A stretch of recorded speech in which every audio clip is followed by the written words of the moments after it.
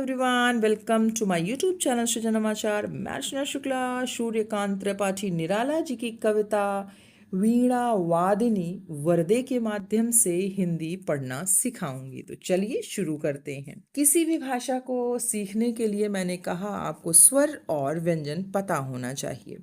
स्वर ही हमारी मात्राएं हैं जिसको हमें वर्ण के रूप में और उस मात्रा को चिन्ह के रूप में कैसे लिखते हैं इसको ध्यान रखना है। और सबकी ध्वनियाँ अलग अलग सुनाई पड़ती हैं, इसको ध्यान में रखना है। और उसके बाद से इसका अभ्यास हमें करना है। तो पहला देखिए शब्द क्या है, व और र। वर। अब व आपको पता है, र पता है, आप पढ़ लेंगे वर। दोनों में ही, व में भी अ मात्रा, र में भी अ मात्रा है, यानी अ दोनों में ही समाहित है। मुंह बंद करके पढ़ेंगे वर। दे। अब दा में क्या सुनाई पड़ा, आपको सिर्फ याद रखना है। किसी ने बोला दे, और अगर आपको इमला के रूप में दे लिखना है तो आपने कहा यार दा तो आएगा ही।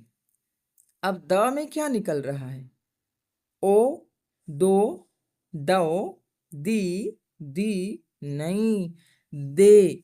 तो आपको सुनाई पड़ा एक ही मात्रा है, फिर आपको ए याद करना है, फिर उसके चिन्ह को याद करना है और दा पे एक चुटकी लगा देना है। फिर आपने पढ़ लिया वर, फिर दे। वी। अब व तो है ही है, अब इसमें ध्यान से सुनिए, आपको वीणा वादिनी। किसी ने कहा इमला लिखिए वीणा, तो अगर बड़ा शब्द है पहले उसको तोड़िए। सबसे पहले आप वीणा लिखिए। मैंने हमेशा आपको गिनती विधि से बताया अगर इमला लिखना है तो वीणा वादिनी कितने अक्षर हो गए, 1 2 3 4 5, 5 अक्षर का इमला तो आपको लिखना ही है। अब सबसे पहले आपको वीणा लिखना है। हाँ, हम ई की मात्रा को लगाएंगे, ई याद हो गया, फिर उसको चिन्ह के रूप में याद करेंगे। फिर आपको समझ में आ जाएगा वर्ण की सीधी तरफ जो मात्रा लगती है वो ई की मात्रा है, तो वीणा। अब यहाँ आपने लगा लिया और समझ में आ गया कि व में ई सुनाई पड़ रही है, तो व हमने लिखा, फिर ई की मात्रा लगा दिया। अब यहाँ अणा, अणा आपको याद आ गया, और उसमें देखिए एक पाई बना हुआ, ये आ की मात्रा है। जहाँ मुंह खोलकर पढ़ेंगे वीणा, फिर वह आया, यहाँ भी मुंह खुलेगा क्योंकि यहाँ आकर डंडा है, वा दी नी। अब यहाँ ई की मात्रा थी तो वीणा, टाइम लिया ना, गाना गा के पढ़ा ना, वा दिनी, दिनी, वीणा वा दिनी। अब द में ई की मात्रा है, ना में भी ई की मात्रा है। ई और ई में फर्क है।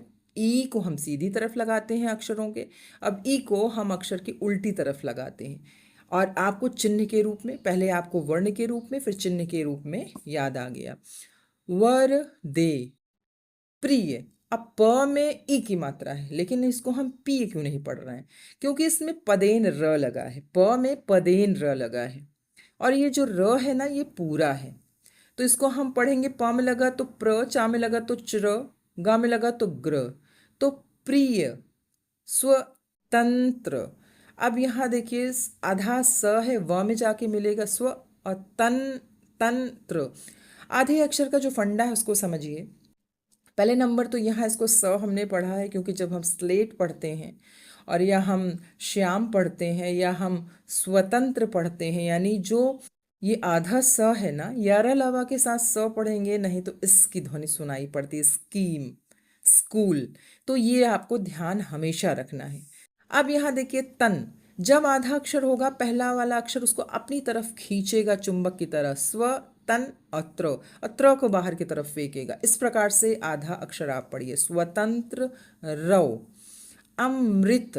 अब यह म में अमृत नहीं है, लोग इसको हमेशा गलत पढ़ते हैं, ये पदेन रा नहीं है, री की मात्रा है। अमृत, अमृत। मंत्र, नौ। भारत, जहां पे डंडा होगा मुंह खोलेंगे, आगे वाला जो भी अक्षर है मुंह बंद करके पढ़ेंगे ना, यही गलतियां शुरू कर देते हैं हम। अब यहाँ देखिए भा में मुंह खोलिए, भारत, भारत में।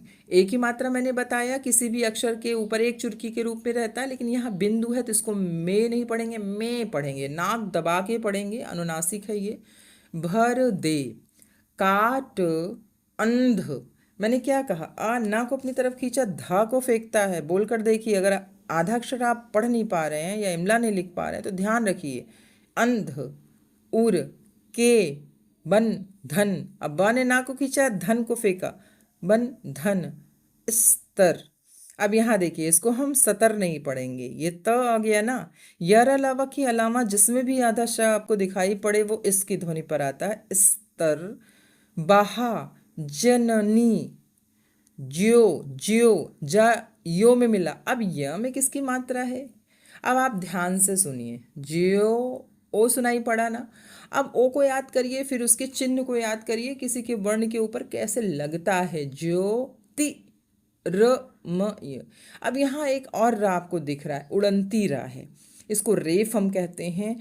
और ये आधा होता है और ती और माँ के बीच में पढ़ते हैं, यानी जिस वर्ण पर लगा हो उसके पहले बीच में इसको पढ़ा जाता है।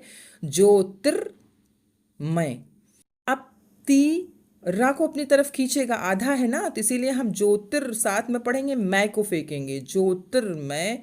निर्झर, नी ने रा को खींचा क्योंकि र आधा है, निर और झर को फेंकेंगे, निर्झर। कलुष। अब यहाँ ल पे ऊ की मात्रा है।